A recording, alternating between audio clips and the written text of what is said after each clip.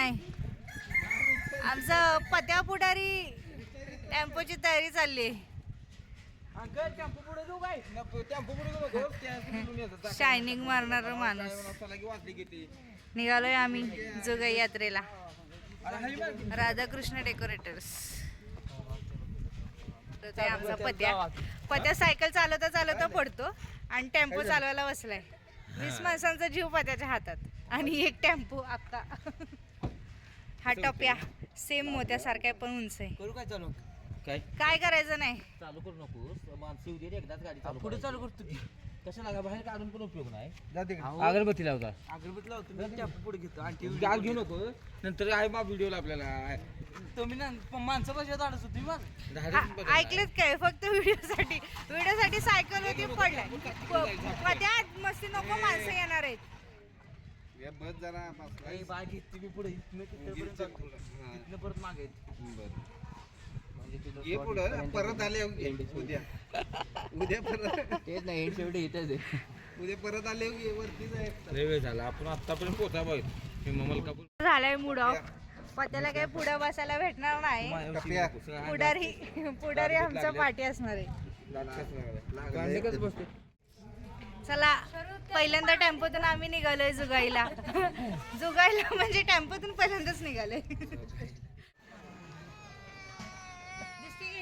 ह्यो पुढारी आहे काय कामाचा नाही. आणि नाव पत्या ती नवरी आहे आता नवीन नवरी. तिचं लगीन करायचं म्हणते ती. विचारा की परवा माग लागलेली. पत्या तू तिथंच बसणार आहे. आज आमच्या कॅप्टन येत नाहीत. बाय करा.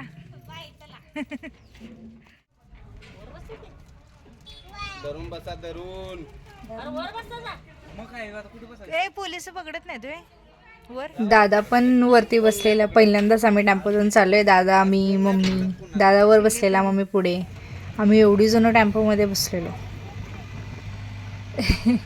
कसं गावचं वातावरण दिसतंय बघा. आणि फायनली जोगाईला पोचलो. हे जोगाईचं मंदिर मस्त लाइटिंग वगैरे केलेली. खूप गर्दी होती. आणि साहेब चालेत पुढे बघत माझं चाललेलं कुठे काय काय दिसतंय बघायचं.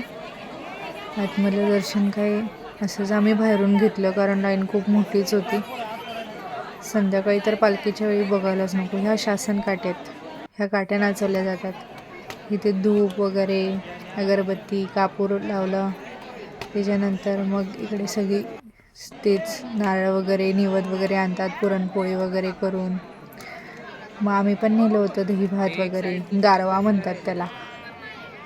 मग नारळ फोडला. सगळ्यांना प्रसाद दिला. थोडं पाणी आम्ही पण घेतलं.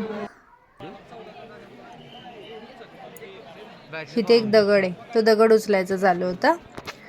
मग तो सगळ्यांना उचलला जात नाही. काही जणांना उचलला जातो. मग आता कोणीतरी उचलला होता मी बघितलेला.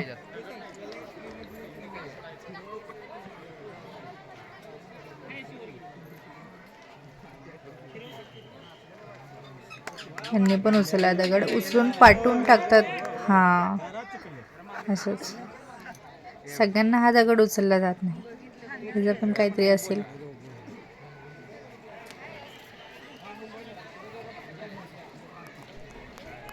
इथे एक काका होते.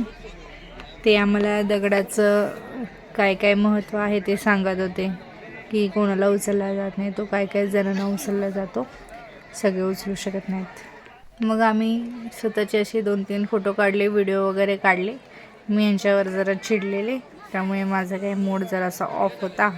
त्यामुळे माझी मस्ती वगैरे सगळं बंद होतं. मी अशी रागात होते. इथे अशी माणसं सकाळीच येतात. सकाळी येऊन इथे ते सवासणी वगैरे वाढतात. पुरणपोळ्या वगैरे करून अशी शेतामध्ये थांबतात पूर्ण दिवसभर. रात्री 12 वाजता पालखी निघते. 12 वाजेपर्यंत अशी माणसं तिथे जेवण वगैरे पुरणपोळ्या वगैरे मस्त खातात. एन्जॉयमेंट चालू असते. 12 वाजता परत मंदिरात येतात. पालखीचं दर्शन घ्यायला. शासन काट्या नाचत असतात ते बघायला. खूप छान बघण्यासारखं असतं.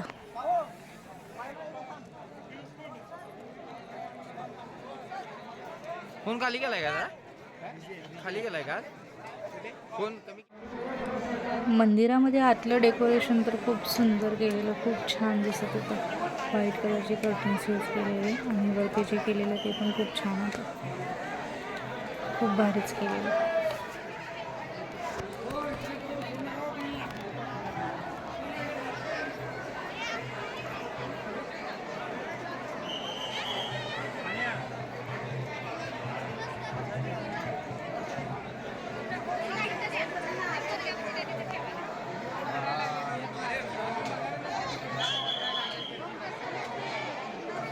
हे जोगाईच्या मंदिराच्या आतील दर्शन.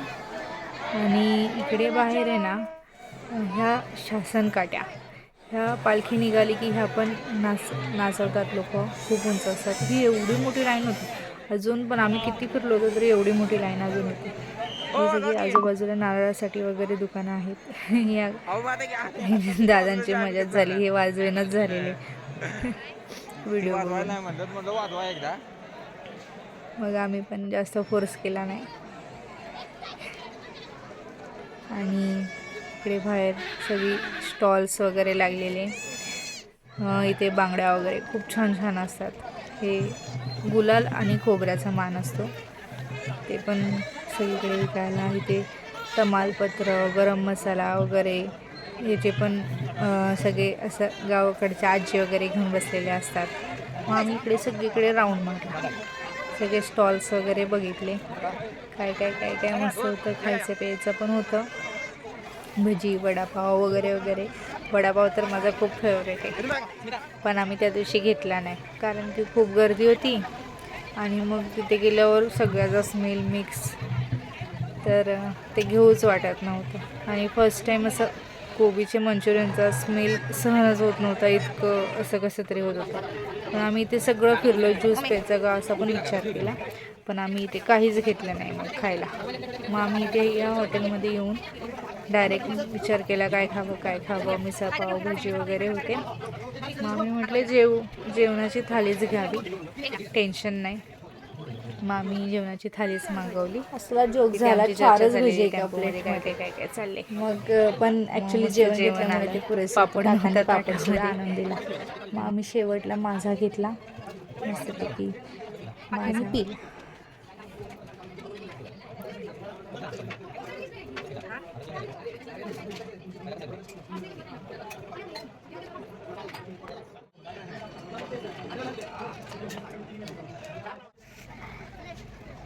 आता आम्ही आलेलो सगळं लेडीजच्या स्टॉलकडे आणि लहान पोरांची खेळणी वगैरे होती.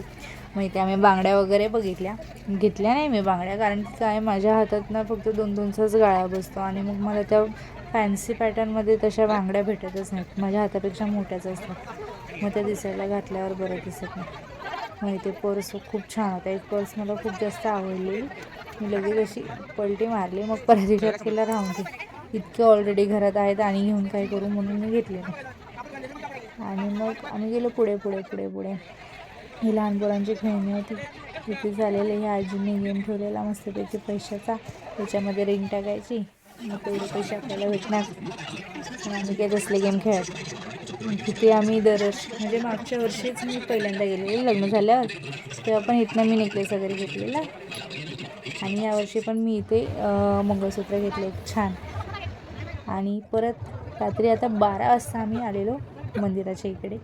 गुलाल खोबरं घेतलं, कारण पालखी निघते 12 वाजता, आरती झाली की मग सगळी गर्दी होते. खूप चेंगराचेंगरी झाल्यासारखं अक्षरशः होतं. गुलाल खोबरं वगैरे घेऊन आम्ही गेलो मंदिराकडे. मंदिरात मस्त ह्यांनी गुलाल खोबरं वाहिलं, मी पण वाहिलं, दादा पण होता. आणि मम्मी मात्र तिथे शेतात सगळ्यांसोबत बसलेली, कारण की उगाच गर्दीमध्ये त्रास नको म्हणून आम्ही मम्मीला सोबत इथे घेतलं नव्हतं. आणि मस्त दर्शन घेतलं पालखीचं. खूप फटाकडे वगैरे पण फोडले जात होते. ह्या शासन काट्या अशा नाचवल्या जातात, प्रत्येक मानाची काठी असते. खूप छान वाटत होतं. सगळीकडे गुलाबी कलर म्हणजे मस्तच वाटतं. फटाकडे वगैरे असे फोडले जात होते. 1:30-1:45ला आम्ही निघालो. सगळ्यांना झोप आलेली, सगळे झोपलेले. हे ड्रायव्हिंग करत होते, मम्मी पुढे बसलेली, दादा वगैरे वरती बसलेले. 3:30ला आम्ही घरी पोचलो.